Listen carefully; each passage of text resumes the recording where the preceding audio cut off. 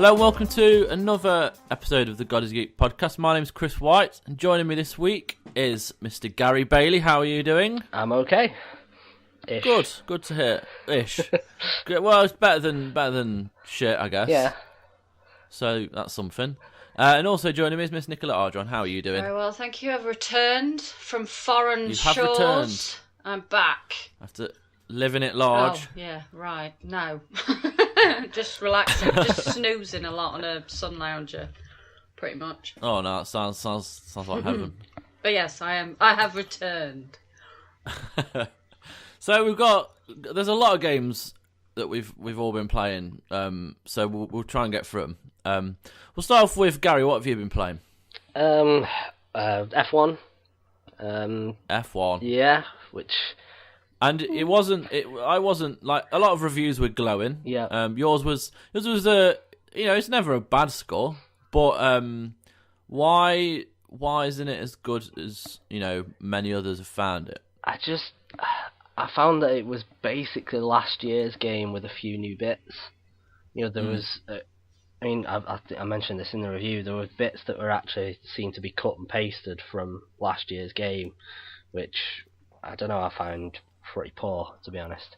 So what kind of stuff? It's like you have when you're starting up a race or something like a practice session or whatever. You get little like cutscenes kind of thing, just showing the drivers in the garage, and they're exactly the same as they were last year. Okay. And like to the point because when you're playing the game, you see them a lot. So you kind of recognise them, and when I was playing it, immediately I was like, that looks exactly like it was the last one. And given that I hadn't played the last one for about 6 months, it's kind of says how much it stuck in my mind. But the gameplay itself, though, I should say, is great. It's the best, probably the best one they've done yet. But okay, that's cool. The only real addition is the classic cars, and they don't really bring that much different to the table. Yeah, it's pretty much the same as like you got in Forza when you had like the mini games of overtakes and stuff like that. It's still good, but there was just something missing. I think it needs a bit of an overhaul for next year. So what's the season mode like? And are there like the different teams like you would get in the standard F1? Yeah. Right from the start, you get to pick what team you want to race for, so you're not like stuck with only the bottom teams. You can choose any one of them. Okay. From there, you then get introduced to the team's new owner, which is all fictitious. It's just a way of bringing in like the classic car stuff. And then you just go straight into the season as you normally would.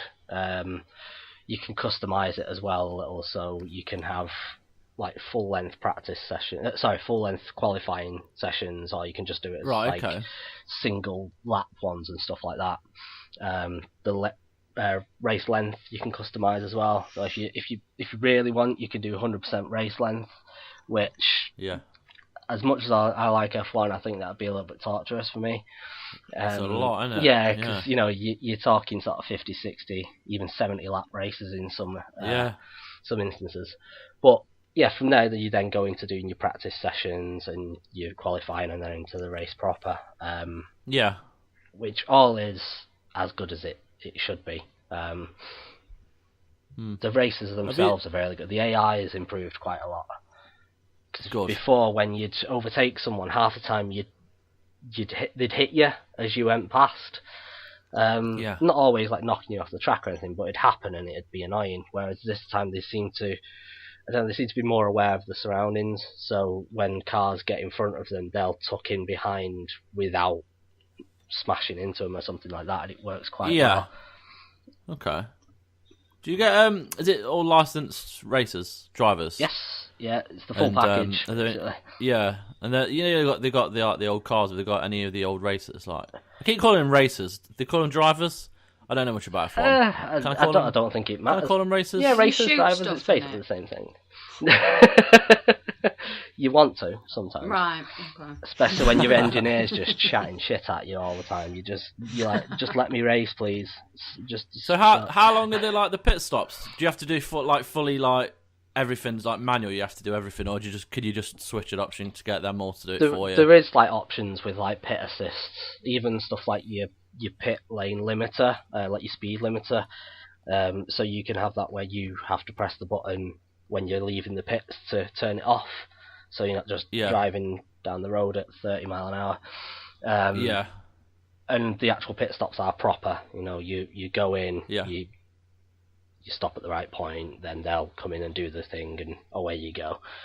Kind of the way F1 races always hang on those, it's the same in this.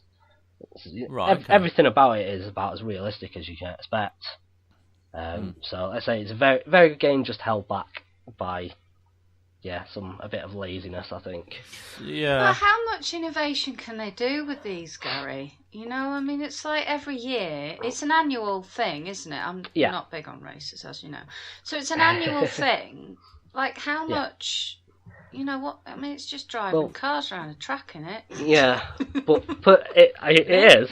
But what I think is, like, with other, like, the licensed games, like the MotoGP and the WRC and stuff like that, those games, they bring in, like, the lower classes. So when you start your career, you kind of start at the bottom, which is what they could do with the F1 games, because you have the GP3 and then the F2 sort of leading into the F1, and a lot of like the newer drivers tend to be taken from those lower classes, because they tend to be quite young as well. So they could start with that. I've been kind of wanting them to do it for the past couple of years, and they still haven't done it. Whereas like the other racers have been doing that. Right. It just feels like if they just put that little bit of extra time into bringing that into it, it might at least offer something new. You can make sorry, go on. That's Codemasters, isn't it? Yes. So how, like, big companies go, they don't do much at the moment, do they? They did Micro Machines. They do F1. What else? And they're supposed to do Dirt, don't they? And Dirt Rally. Yeah, so they have got a lot of caliber there. Like Dirt 4 was quite a big game, wasn't it? There's a lot you could kind of do in that. So there's no reason why they couldn't kind of implement these in next year. Yeah, because that's it. I mean, Dirt 4 was another one. Same with Dirt Rally. You'd start at the bottom and work your way up. So the idea is there at Codemasters. Obviously, it's different teams that work on these games, but if they could work together and somehow bring these ideas through, I think next year's game could be really good if they did that. Yeah. Okay. Well, we'll see what they do next year, I guess.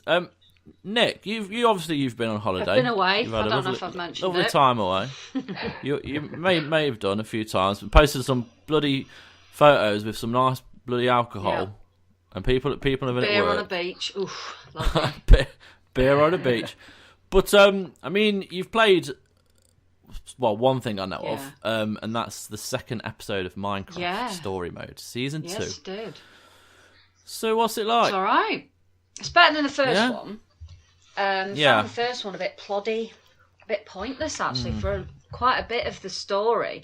For quite a bit of the episode, I was a bit like, what is the point of this? It's just meandering through with no real direction. A lot of scene setting, which I guess, it's the first episode of a new season, but I can't imagine people would be coming to it that hadn't already played the first season. So I was a bit like, definitely. What's the point of this? But this one, it gets right into it. I mean, it starts off with a big action sequence, and there's a few new characters in it, which I'm finding amusing. One, a sort of grizzled old adventurer who he's quite funny. He's a bit of a show off, and he's there's a bit too much bravado there, and every now and again it sort of cracks and you realise he's a bit of a pussy. But he's really funny. And then there's a new baddie called the Admin, who this particular episode was quite amusing. It's I have to keep reminding myself, because as you know, I love Minecraft.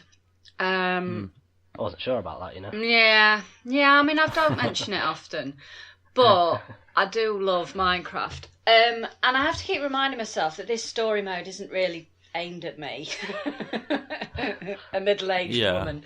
It's aimed at little kiddies. So sometimes I feel like the storytelling's a bit kind of basic, which is unfair because, like I say, it is aimed at the kiddywinks.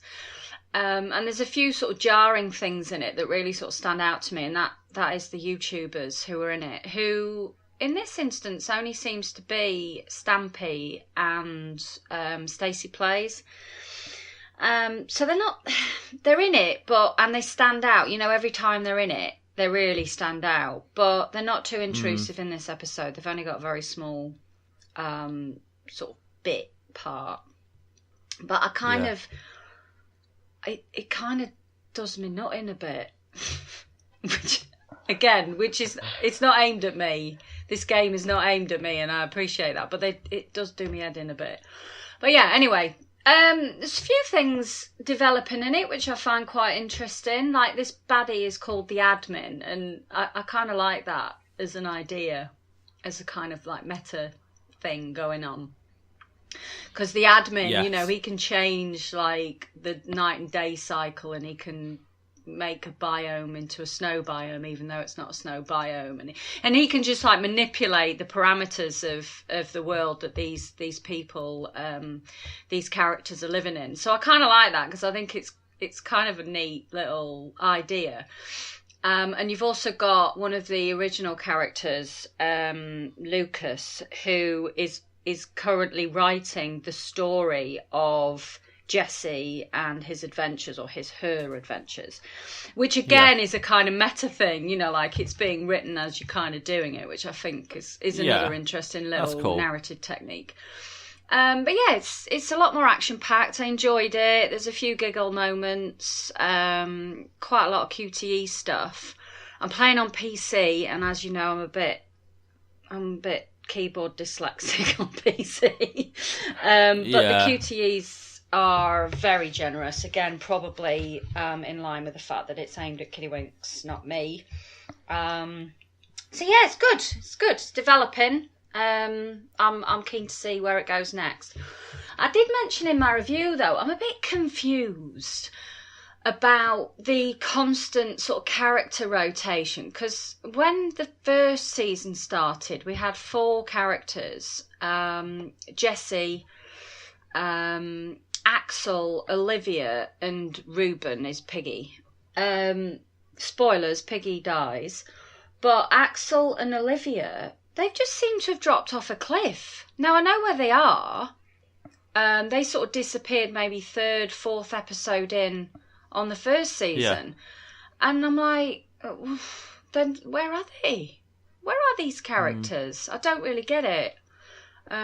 They've sort of just disappeared. They showed up briefly in episode 1, but it was really just a kind of, here we are, and we're gone again. Yeah. I don't really get it. I'm not too sure what's going on with that. It feels odd that they spent so much time building this relationship up between Jesse and his long-term pals, and they wanted to be master builders and all this, that, and the other. And they go on this adventure, and then they just disappear, and we're constantly introduced to new characters, which is fine when they're well written, as is Jack. But I'm just a bit confused because the voice talent, particularly for Olivia, is, I've forgotten her name, which is going to be pointless, the point I'm making, but she's quite well known. I just find it a bit odd. They've got a voice actor of that calibre, and she's been cast off. I'm just a bit confused. Sounds like Game of Thrones. Yeah. Just like, here's this character, but you're not going to see him for like a whole series. Yeah, but they made so much. They put so much time and investment into building this relationship between Jesse and these characters, and now they're not there. And it was kind of answered a little bit in this second episode. I think they're kind of just trying to tie up that story, really, just trying to explain why these 2 characters aren't around anymore. I suspect it's to do with they can't get hold of the actors to do it, and they're just trying to squeeze in a reason why. But but it kind of stands out. You know, it sticks out. Yeah. So. Anyway, yeah. But do you reckon we've got? Do you reckon it's going to get better, or do you reckon? I quite like this new character, this new baddie. Because in the first season, it was quite exciting because you had the Witherstorm, and you know it was quite, you know, death and not death, but you know, like there was a bit of peril to the episodes, and then the Witherstorm was like got rid of by I think episode 4 or something.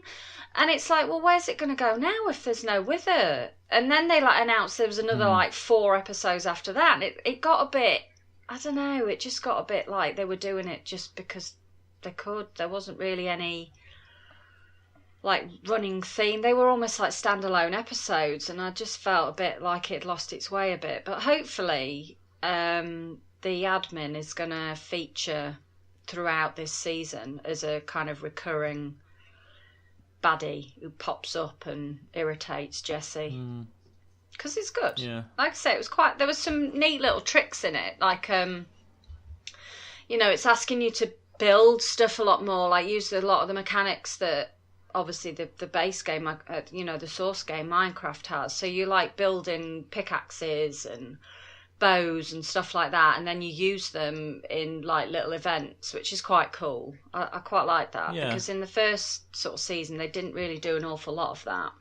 Like in the first episode of the second season, you had to make cakes and pumpkin pies and stuff, so you had to go and gather the ingredients and do it, which I thought was quite cool. I mean, it sort of just distracts you from, you know, the process of the story, but it's a nice little distraction and kind of, you know, like I say, it's for Kiddywinks, not me. Yeah. I'm just having a quick look at the voice cast. You're right. There's quite a lot of decent, like Ashley Johnson's there. Oh yeah, she's plays Ellie she's in The Last Petra. of Us. And Patton Oswalt. Yeah, he's like the Jesse. male Jesse. He's the male Jesse. Yeah. But yeah, there's I don't. Yeah. So I mean, if you had a look at who plays Olivia, you'll see who I mean. Martha Plimpton. Martha Plimpton. There you go. She's like proper. Yeah. Well, famous her. Yeah. Except I couldn't remember her name. Yeah, it's just a bit weird. I just find it a bit odd that they've added her. Oh, do you know? Oh my goodness! I'm just having a little look now. They've actually. Olivia in season 2 is no longer Martha Plimpton, it's somebody else. Maybe my who is it? Maybe my theory is correct. You couldn't get hold of her. Maybe, yeah. Because she's like bigwig, isn't she? Anyway, yeah, Minecraft Story Mode 2. Yeah. It's alright. Yeah. Yeah. Well, Uncharted, The Lost Legacy. I want to talk about that because it came out. Well, it's out today in America. Well, this will go like it'll be out today. Yay! In English, it'll be out today. Peek behind the curtain there. Yeah. So I suggest everyone gets on this because it is fab. Nick, you're not the biggest Uncharted fan. You had a few issues before. I remember sitting here and mediating between you two last time when we talked about Uncharted 4, and there was tears, there was arguments, there wasn't all sorts. Yeah, but Uncharted: The Lost Legacy is fantastic, and it's good to see someone other than Drake, even though you know we all love him. It's nice to see Chloe return, who was one of the series' I like Chloe. better characters. I like Chloe a lot. Yeah, she's very, very good, very beautiful, very funny, very interesting. She's just got everything, and she doesn't, you know. Her and Nadine are great together, and the game itself is a full game. You know, it started off as a essentially what would be DLC. They kind of decided against that so that everyone could play it. It grew. I mean, up until recently, I assumed it was like a 4-5 hour game. Well, you can probably get some mileage on it. You can get like 8 to 10 hours if you really wanted to, because there's lots of kind of side stuff. Okay. But like there's a big open part of the game where it's probably the closest to an open world that Uncharted's ever been, where you can do these kind of side bits on top of the mission at that point, and they give you a certain bonus later on in the game, which I wasn't aware of until Adam mentioned it to me. So there's that kind of stuff, and then the story itself is typical Uncharted. I have to be careful because I don't want to spoil anything because there are some like really cool moments. But basically, you are playing the whole game as Chloe, who goes to India to locate this tusk of Ganesh, and whilst you're there, you bump into your kind of current nemesis, Asav, who's this kind of power-hungry, crazy chap who wants to kind of get it before you and Nadine do. And obviously, Nadine is your hired help. She starts off as this, character you were using simply to get this tusk. And along the way, you kind of interact a lot and you talk about stuff and you find out a lot about each other. And it's just a really kind of... It's one of the best kind of relationships you've seen in Uncharted, and it's a really interesting dynamic between the two because Chloe's kind of like, she's a bit like Drake, where she just kind of, she is smart and she knows what she wants, but she just kind of rushes into it and thinks with her heart a bit, whereas Nadine's a bit more kind of stern. She thinks everything, strategically, so they kind of fall out a bit. There's other like cool moments where there's a new mechanic where you can pick lock like doors and boxes and stuff and find items and get through to different parts of the levels. You're doing that like a couple of times in, and Nadine's moaning it's taking you a while.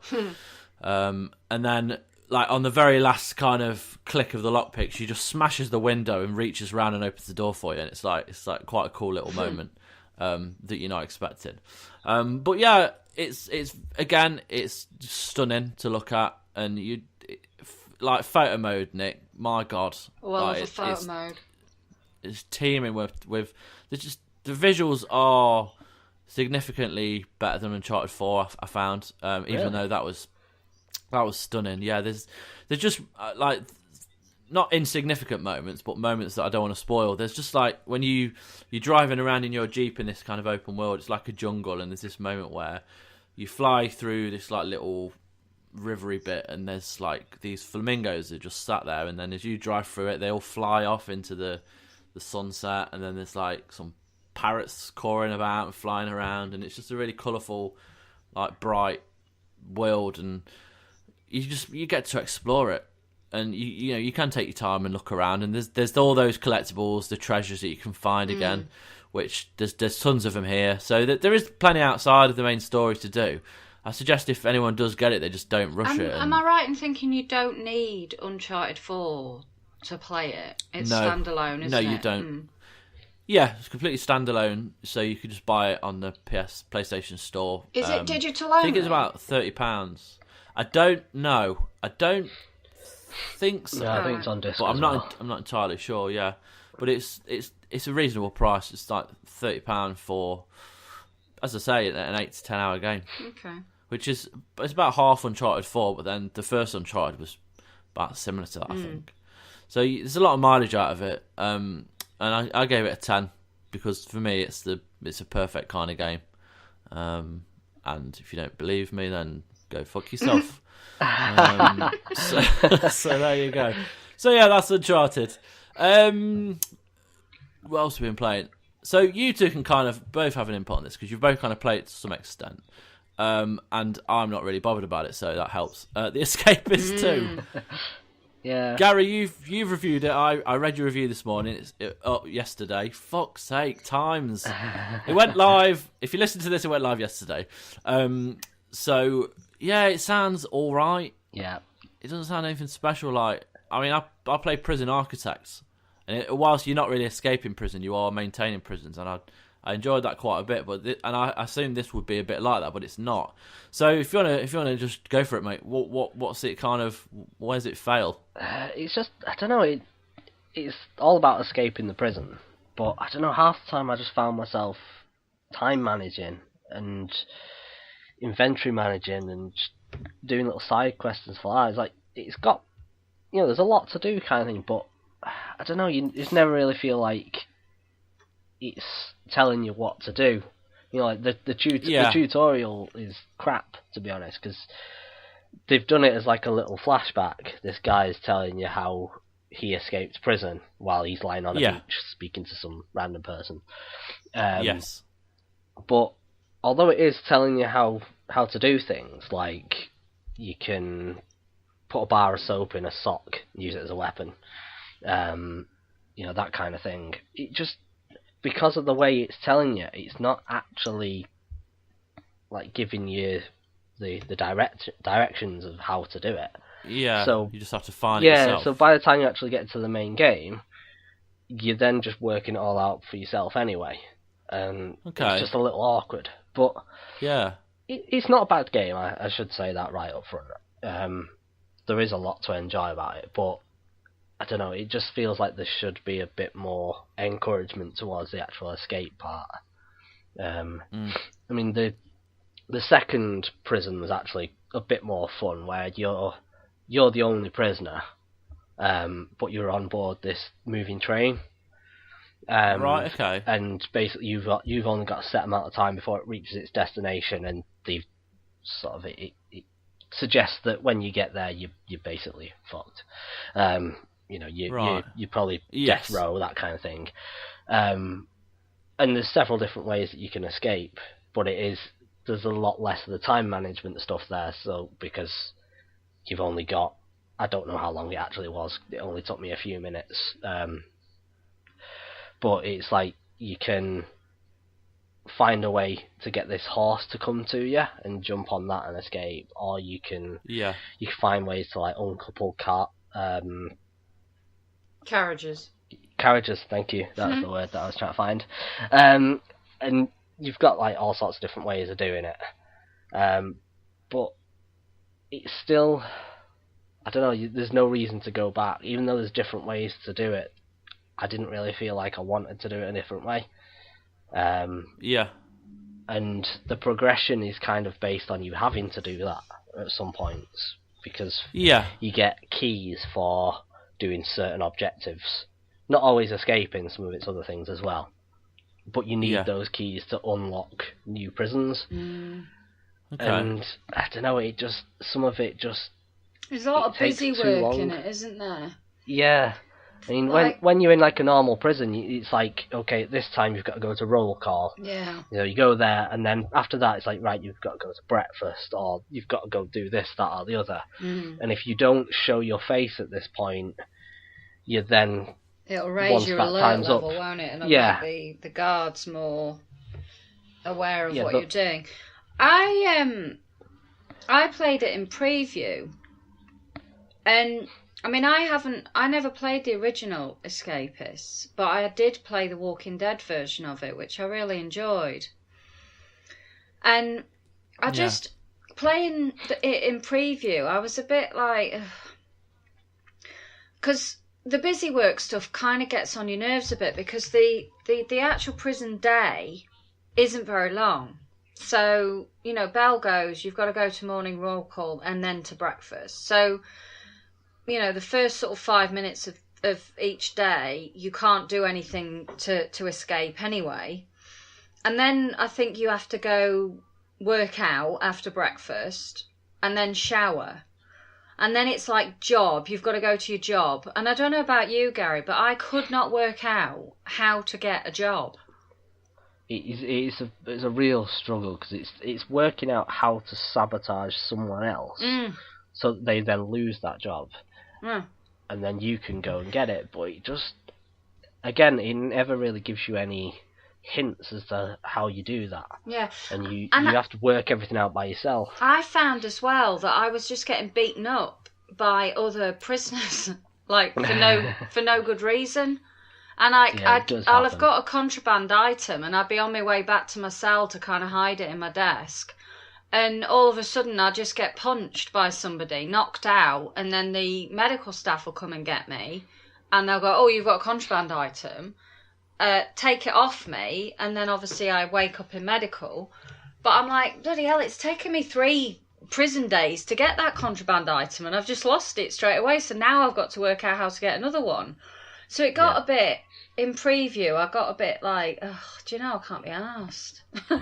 That's bad, isn't it? Another thing I found as well, as well, you kind of need like some kind of photographic memory to remember where everything is in the prison, don't you think? Yeah, because it's nice that there's so much in each prison, but you're then having to remember where that is for the next time.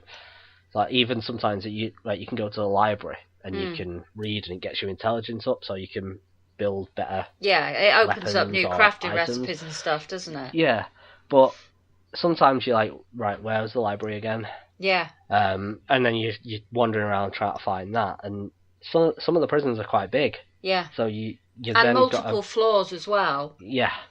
So you kind of struggle a bit, and it just seems like a very aimless game, and I think it's. I mean, I didn't play the first Escapists either, so I think it might be a case of if you've played the original, you'll know what to do straight away. But I mean, there was an element of that. There was an element of that for me because obviously I'd played the Walking Dead version, so I kind of understood a little bit about how you go about your day. One thing I did notice actually is that the crafting mechanic is a lot more straightforward because in the Walking Dead version of it, it was very obtuse. Like you would have to kind of experiment to see how you craft, like if you wanted to make some wire cutters, for example, it was a really odd combination and there was always like a base element to most of the recipes, so like you had to combine some duct tape and a stick or something, and that was then the base component for a lot of other stuff, like I don't know, a shovel that you could make or whatever, I can't even remember now, but I didn't get that same impression with the Escapists 2 because there seemed to be a lot more information there. In terms of, okay, so if you get your intelligence up, these recipes will become available to you and you need these components to be able to do it. Whereas in previous version of the game, you kind of just had to wing it. So there is a bit more information to help newbies.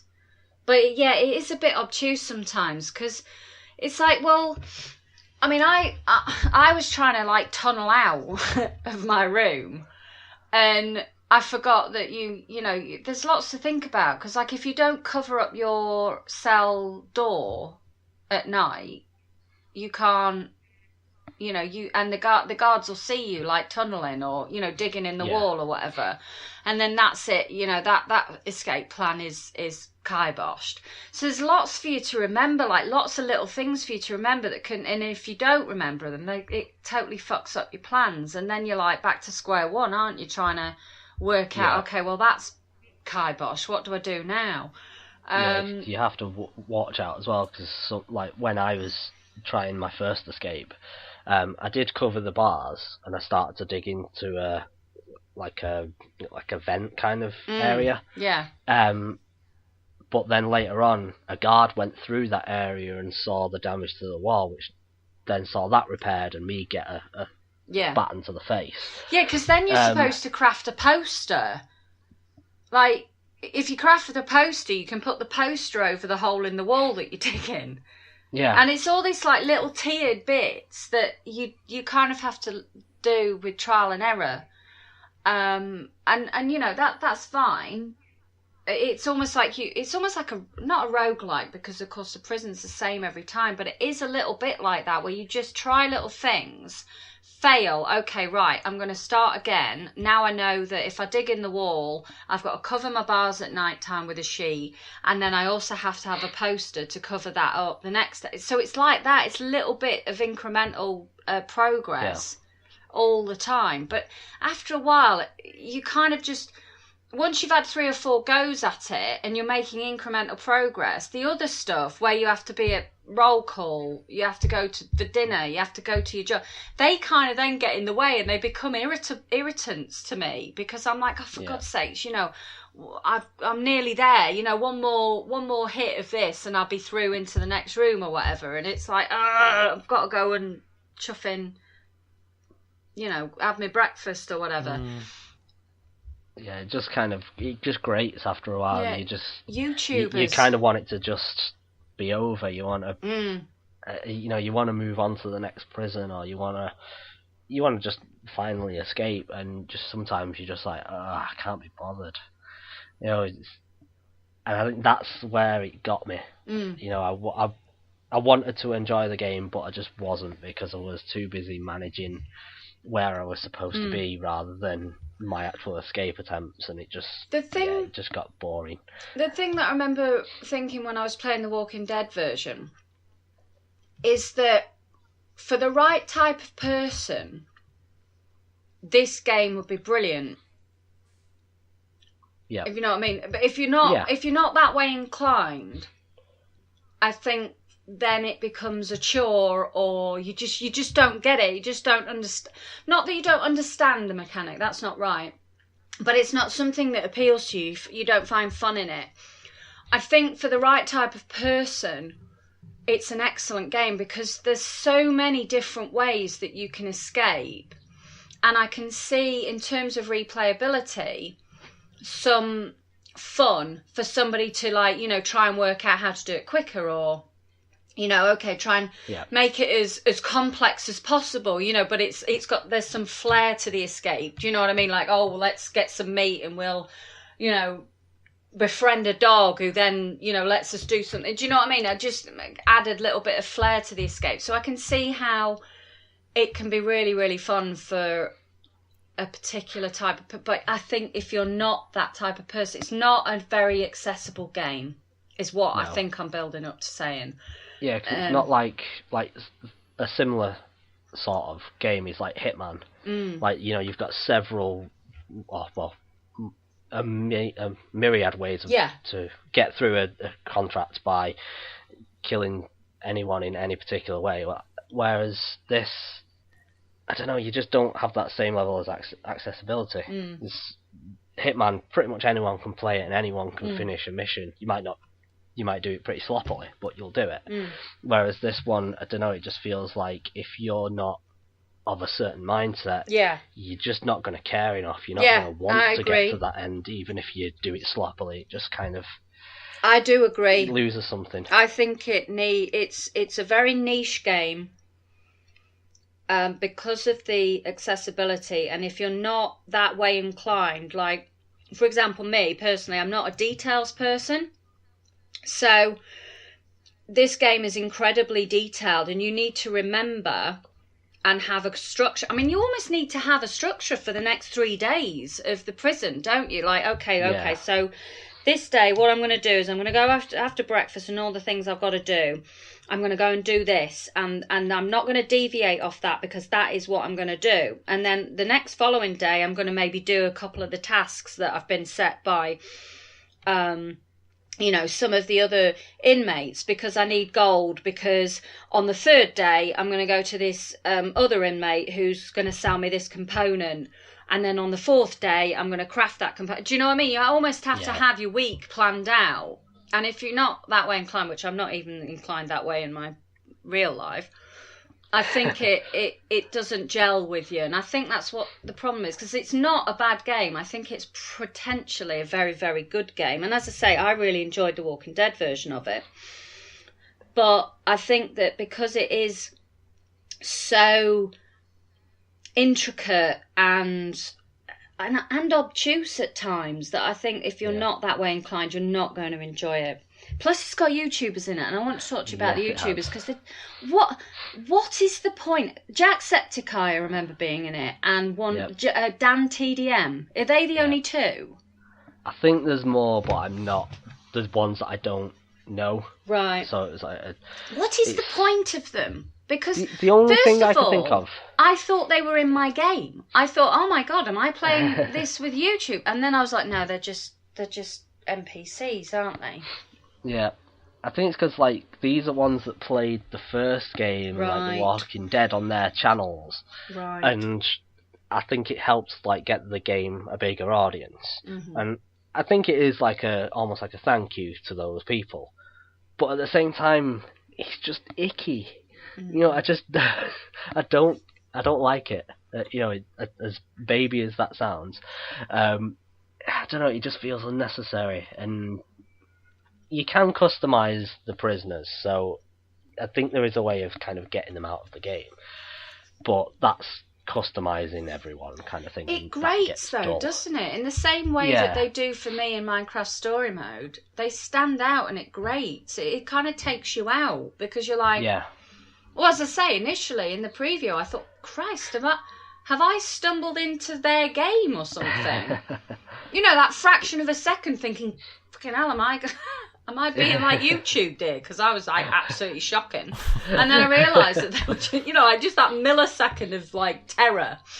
And then realised they were just like NPC characters. But and every time I walk past them and it just come up Jacksepticeye and I'm like, ah! Yeah. It's like, I used to watch one of his videos. He's all right, but it's just, I don't know. There's just something about the whole thing, not just in this game, in other games where they're doing it, where there's just something not quite right about it. Something that I'm not keen on, and I kind of need it to stop. Yes, please make but it stop. It won't, but you want it to stop. Yes. Where are we in people's games? Exactly. The true heroes of games journalism. I'd like anyone Nicky Nacky anyone Nola can to pop up in Titanfall 2 or something. Yes. Yeah, Titanfall 3. Titanfall 3, yeah, that's it. Nicky Nacky Nola. Main character. Yeah. You've done more to publicise that game than anyone at EA. They should be hiring you for the next game. I don't understand why it's that, Chris.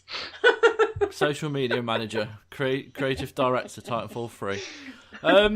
Before we move on to the turd that is Gamescom, actually that's a bit harsh. It's not been that bad. It's just the Xbox. But anyway, I just want to quickly talk about Yakuza Kiwami because I love this series so much and it is awesome. So I remember talking to Nick earlier in the year about Yakuza 0, which was a prequel to the series, and essentially it's a prequel to this game because this is a just kind of like basically the original game but done with completely new graphics, new ideas, the combat system from 0, which is perfect for this, and it kind of hints at things that happened in 0 as well.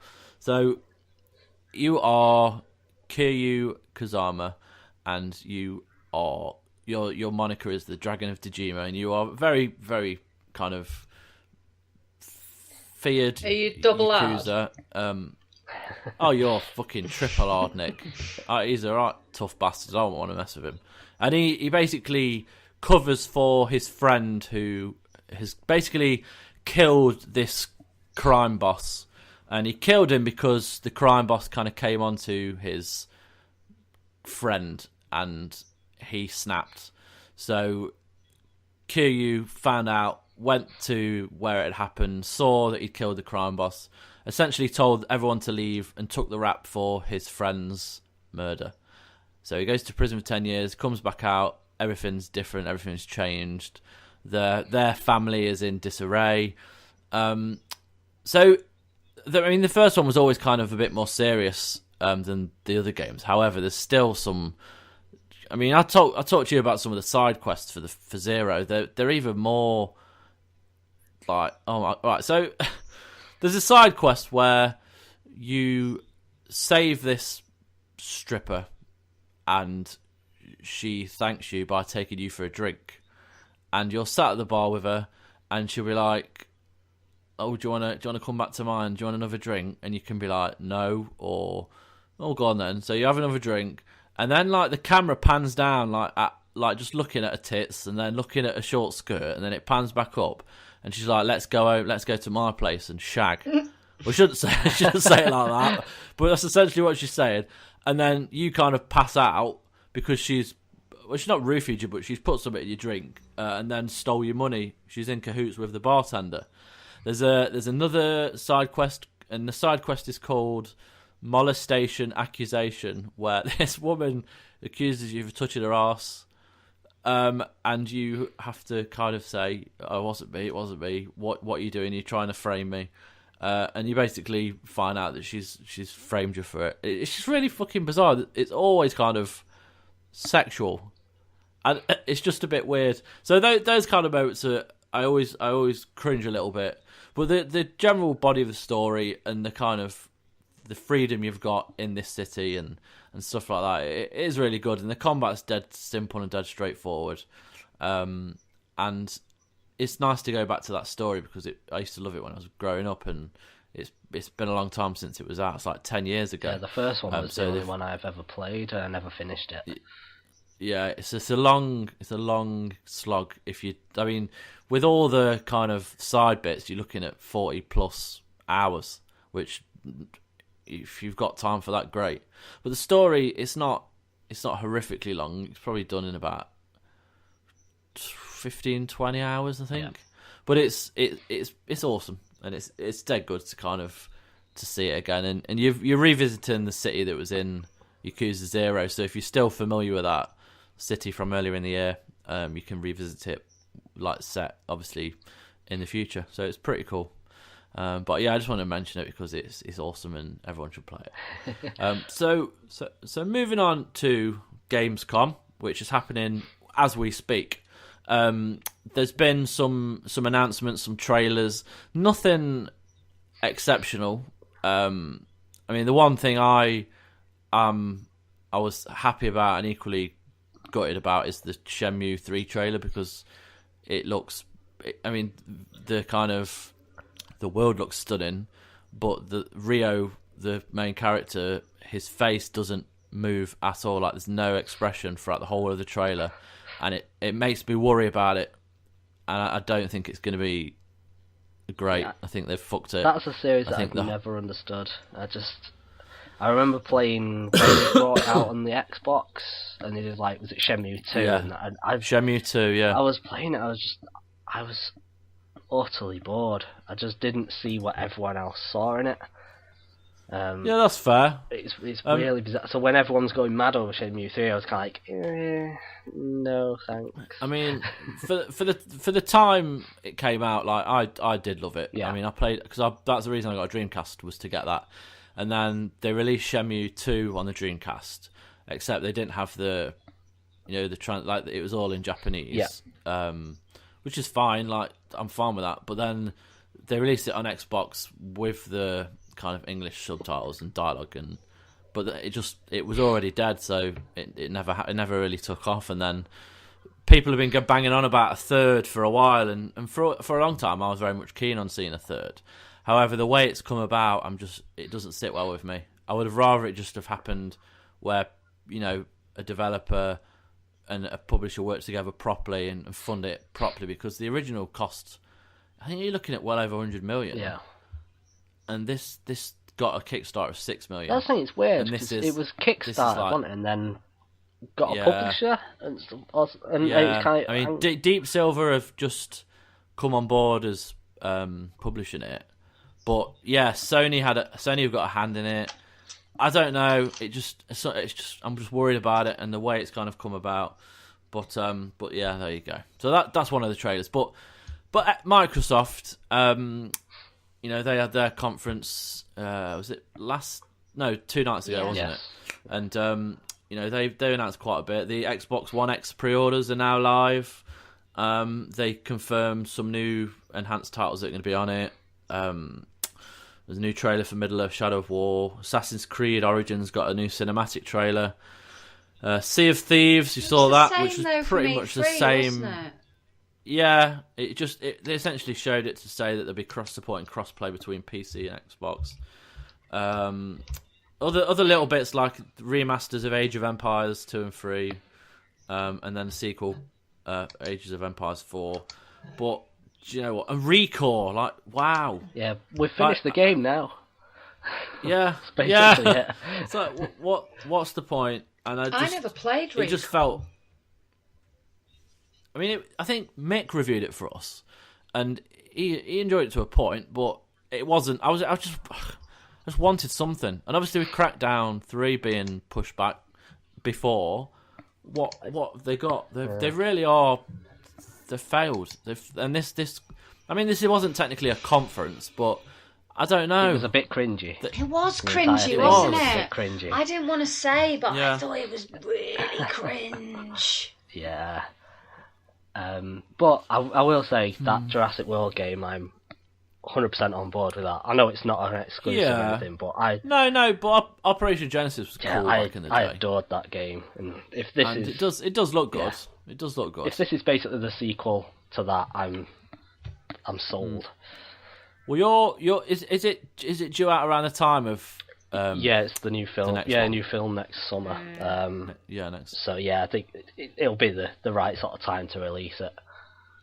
Yeah, that's fair. I mean, Operation Genesis was pretty cool. And it does look like visually, it's very impressive. Yeah, it looks fun. I think that's it does look. Yeah, and it's from the guys who did like the Zoo Tycoon and Scream Ride and that. Yes, so it's kind of similar. It's got good hands behind it, good eyes behind it, good kind of minds on that. So that might be cool. Other stuff.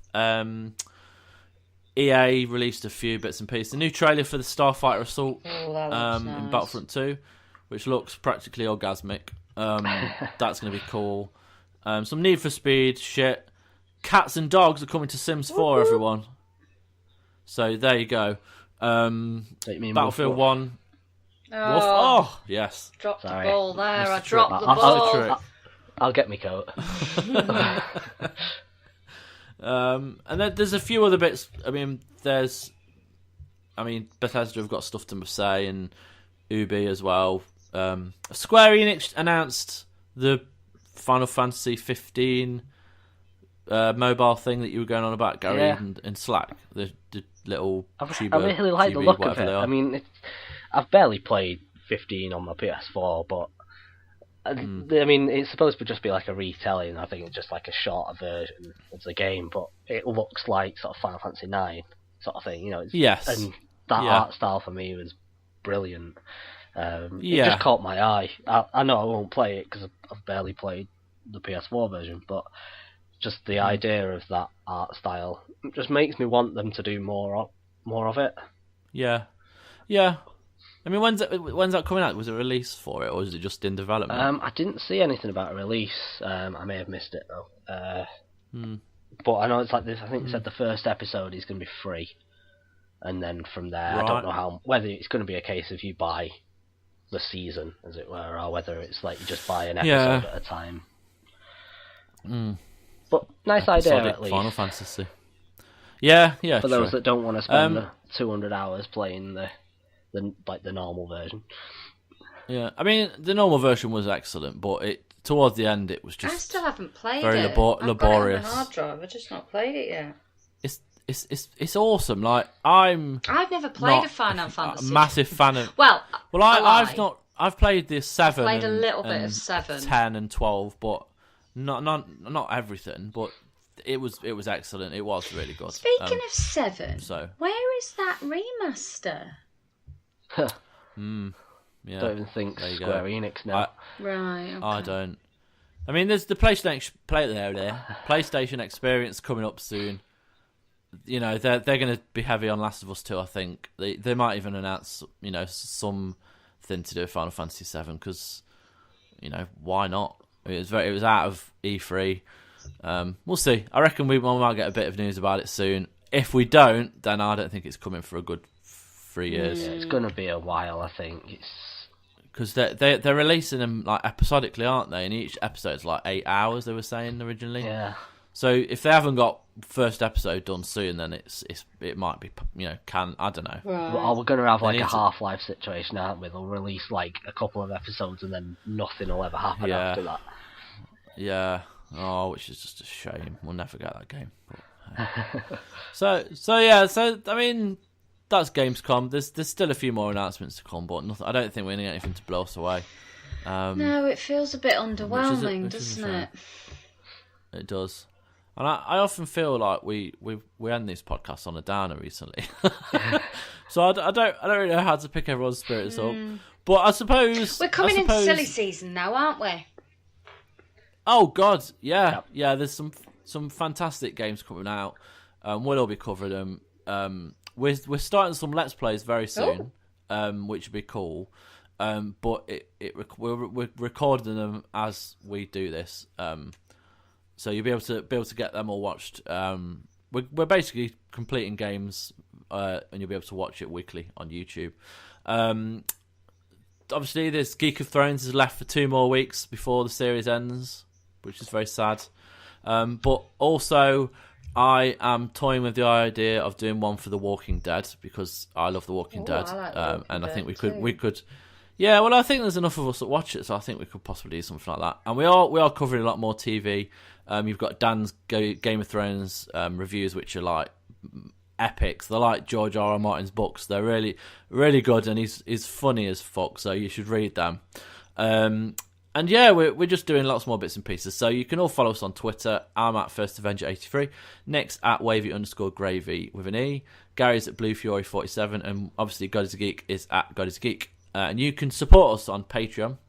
If you go to patreon.com/God is a Geek, you can donate money towards exclusive videos, previews, all sorts of stuff that you get sent weekly. And it helps us out because we've got some cool events coming up, with it being, the mental season for video games. We'll be covering as much as we possibly can. Thanks for joining me, guys. No problem. And thank you all for listening. Take care. Bye-bye. Bye.